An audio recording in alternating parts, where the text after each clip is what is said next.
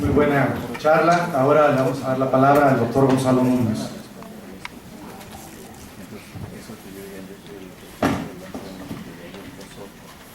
Gracias, buenas tardes. Primero que nada quiero agradecer a Jaime Cárdenas por la invitación. Estar en este espacio es, para quienes hemos egresado de las aulas de esta universidad, pues es algo muy importante. Nos sentimos muy halagados. Y pues yo traigo una presentación con un enfoque económico básicamente, pero bueno, pues bienvenido el debate. Yo creo que es lo que nos hace falta mucho en este país. Desafortunadamente es un debate dirigido, controlado, supervisado, o en una aula universitaria, las hemos tenido varias, y bueno, a mí me encanta intercambiar opinión y visión del mundo, del país, de nuestra historia. Yo creo que lo que hoy enfrentamos no es el fin del mundo, obviamente, pero pareciera a veces como que es el fin de la historia, es decir, no hay nada más que podamos hacer que irremediablemente seguir avanzando en este modelo neocolonial, por llamarle de alguna manera, que hemos adoptado los últimos 30 años. Miren, en 1982 yo regresé de Europa, me incorporé al equipo económico que en ese momento enfrentaba una crisis terrible, sobre todo financiera. Teníamos 300 millones de dólares en el Banco Central, una inflación que rebasaba los 2 dígitos, teníamos un déficit de las finanzas públicas de 16,5% como proporción del PIB, y nos preguntaron, el presidente que entraba nos preguntó ¿qué hacemos? No teníamos ni para importaciones de un mes, y obviamente nuestros vecinos sabían qué era lo que estaba pasando y nos ofrecieron ayuda a cambio de un acuerdo, una carta de intención del Fondo Monetario para reestructurar la deuda. Evidentemente estábamos a punto de declarar el default. Obviamente eso impactaba a los mercados financieros internacionales, y entonces firmamos un acuerdo y el famoso plan de choque para contraer el gasto, sobre todo la inversión, no se diga, y con y apalancamos esos créditos, esa reestructuración. Tenemos créditos de muy corto plazo y tasas realmente especulativas, y lo que hicimos fue apalancarnos con el petróleo. Sí, el petróleo ha sido, antes de eso, en el periodo de crecimiento con estabilidad que se conoce por ahí, el petróleo no era realmente más que un insumo, no era un instrumento para garantizar crédito y mucho menos para especular como hoy es. De tal suerte que, bueno, nos vimos, aquellos tecnócratas de esos años, nos vimos obligados, frente a los políticos, nos vimos obligados a tomar esas decisiones, muy duras por cierto. En una reunión en París con el entonces ministro de Planeación francés, Michel Rocard,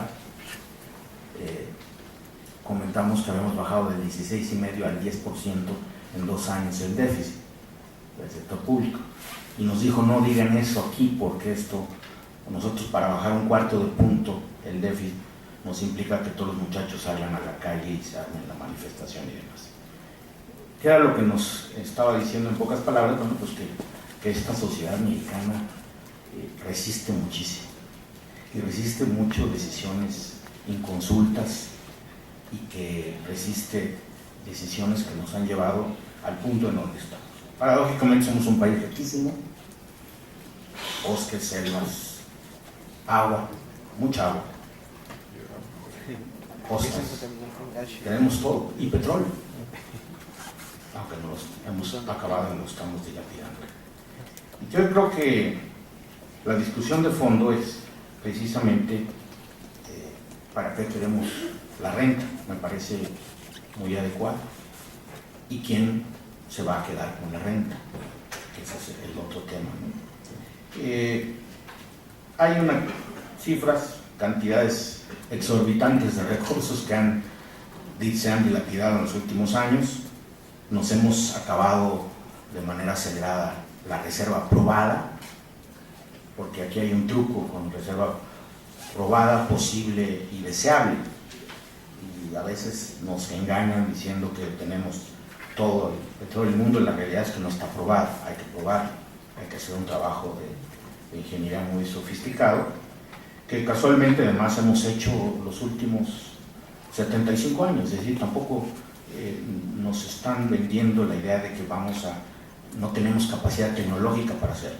En 38 las empresas extranjeras que explotaban el petróleo en México decidieron no acatar una disposición legal, por lo cual el general Cárdenas, y en medio de una conflagración mundial, pues obviamente había una coyuntura externa que permitió tomar esa decisión.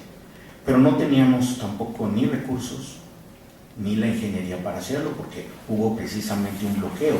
Por eso en 40, cuando se reglamenta el artículo 27, se abre para que las empresas participen.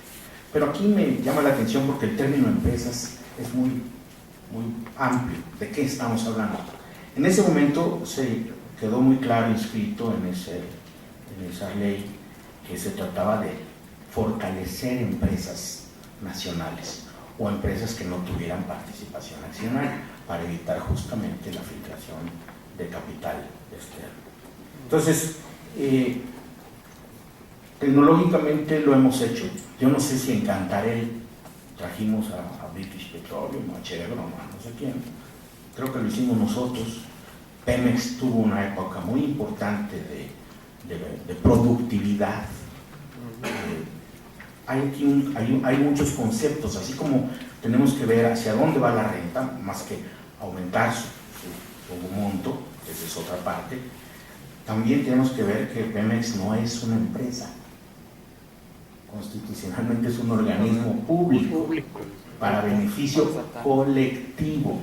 Entonces cuando me dicen, es que Pemex tiene que ser competitivo, ¿para qué?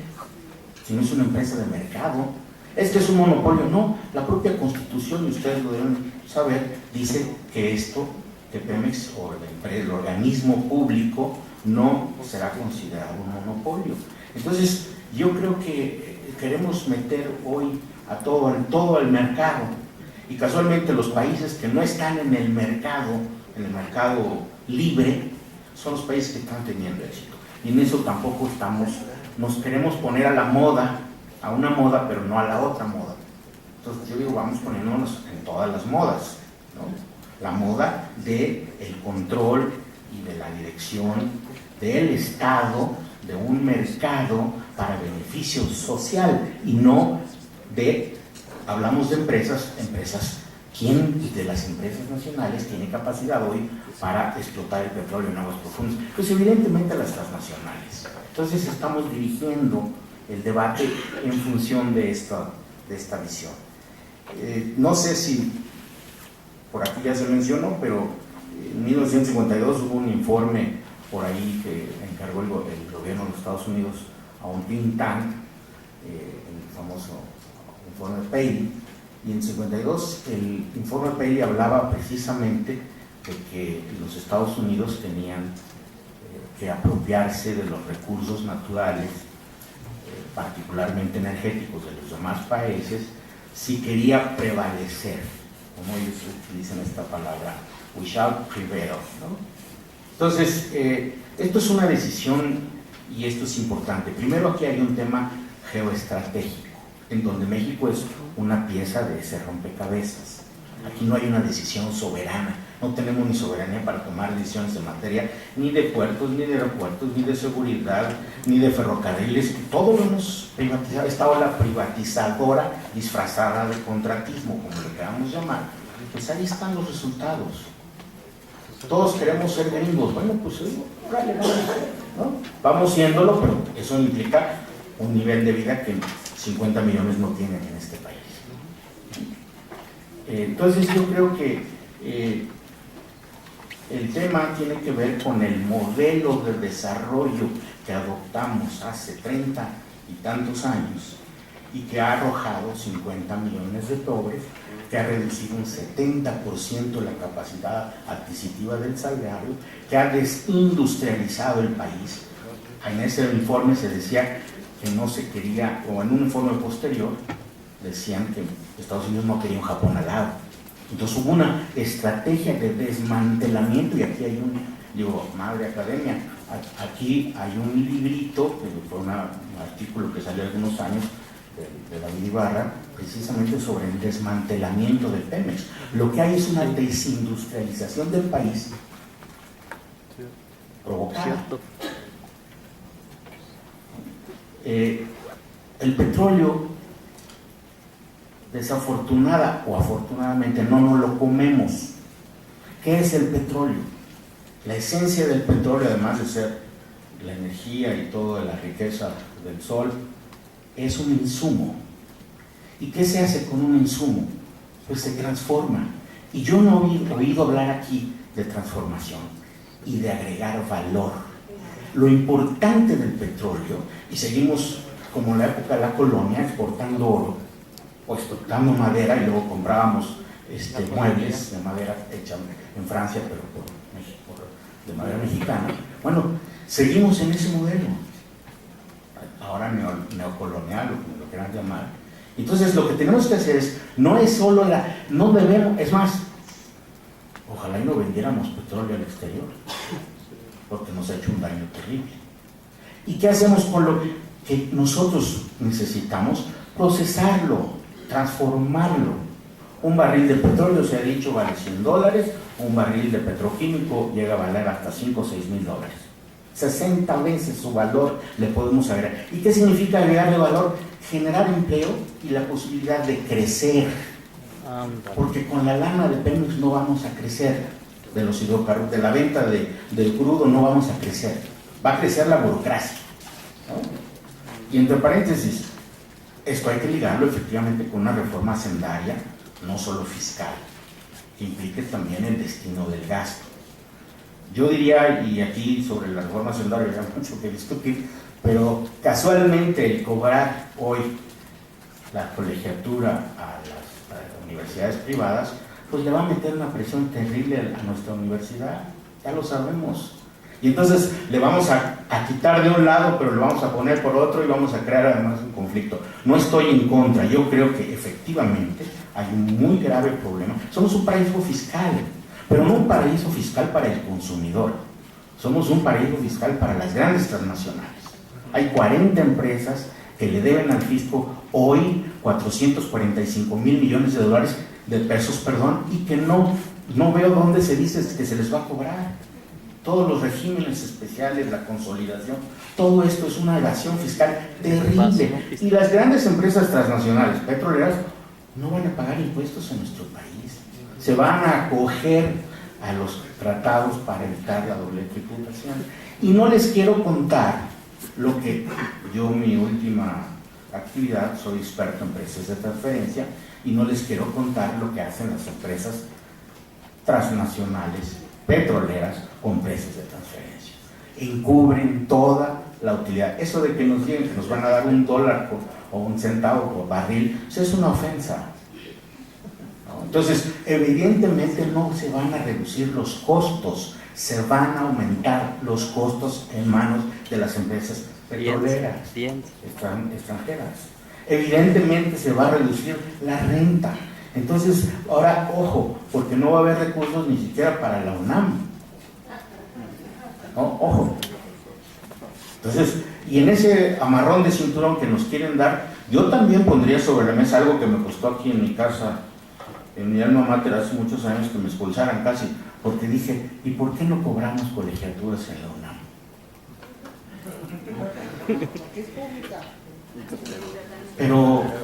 Pero algo, porque es también, perdónenme, pero estamos en el paraíso. Parte de este paraíso fiscal también tenemos el paraíso acá. Yo llegaba, nosotros en nuestra época juntábamos dinero para que algunos muchachos desayunaran, que venían sin desayunar.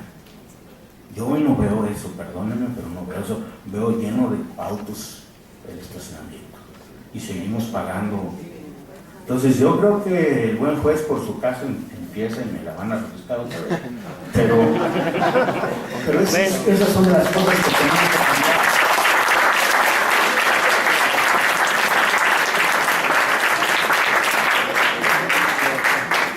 El mito del petróleo debe ser roto, pero para convertirnos en el mito de la industrialización de este país. Necesitamos reindustrializarnos, dejar de gastar el dinero en burocracia y en representantes que no representan a nadie.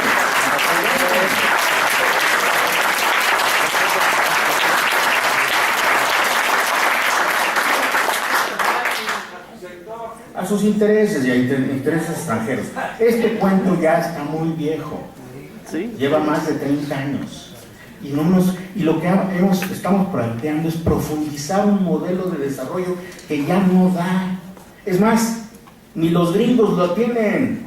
Tienen al Estado intervenido, tienen la economía intervenida, tienen un déficit. ¿De qué nos vienen a hablar? De balances, de equilibrios económicos, y tienen no sé cuántos trillones de dólares y hoy no pueden ni siquiera abrir sus oficinas públicas.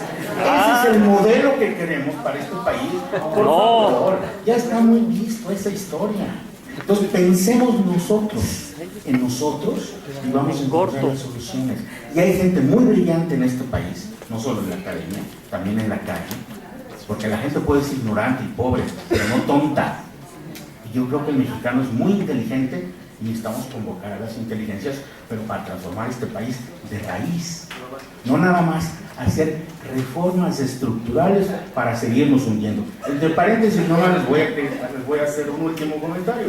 Yo no oigo hablar en estos días de la política de vivienda de este país, que fue entregada a los grandes consorcios y financiada con recursos públicos. ¿Dónde están los responsables de todo este asentamiento que ha estado ahorita puesto en jaque por esta circunstancia? ¿Dónde está el desorden en la economía territorialmente hablando que hoy nos entrega más muertos? ¿Y dónde está la estrategia de no hay mejor seguridad para un país que haya empresas, que haya industrias, que haya empleos y que haya salarios remunerables y remunerados? Para que haya seguridad social. Ahora vamos a hacer una reforma para la seguridad social. Si no somos Suecia, hombre, por favor. Somos México y tenemos que hacer que la gente trabaje y que produzca para generar sus propios benefactores. Pero dejemos ya de este modelo importador. La pregunta es muy simple y por ahí aparece en la presentación. ¿Con qué vamos a sustituir la reserva del Banco de México, que se conforma fundamentalmente con las divisas del petróleo y con las cuales importamos hoy nada más el 40% de nuestros alimentos, cuando tenemos 5 millones de hectáreas abandonadas y sin apoyos al campo? ¿Con qué lo vamos a hacer? Entremos de la discusión de fondos. El petróleo es el pretexto. Además es el pretexto para las grandes transnacionales para apalancar créditos internacionales. Ellos no van a sacar un peso de su bolsa, hombre. Y nos vamos a inscribir en los circuitos financieros internacionales de especulación. El costo del petróleo, el precio del petróleo es un precio fundamentalmente especulativo a nivel mundial y está asociado con los ciclos económicos, con las recesiones, y ahí nos vamos. Yo creo que a bienvenida la discusión, entrémosle, pero en serio, no que si el tubito y que si esto, basta de ver arbolitos, necesitamos ver el bosque y ver en dónde estamos y hacia dónde vamos como país. Y eso no se está planteando. Ni las reformas estructurales lo resuelven, ni los pactos por México tienen futuro en ese escenario. Gracias.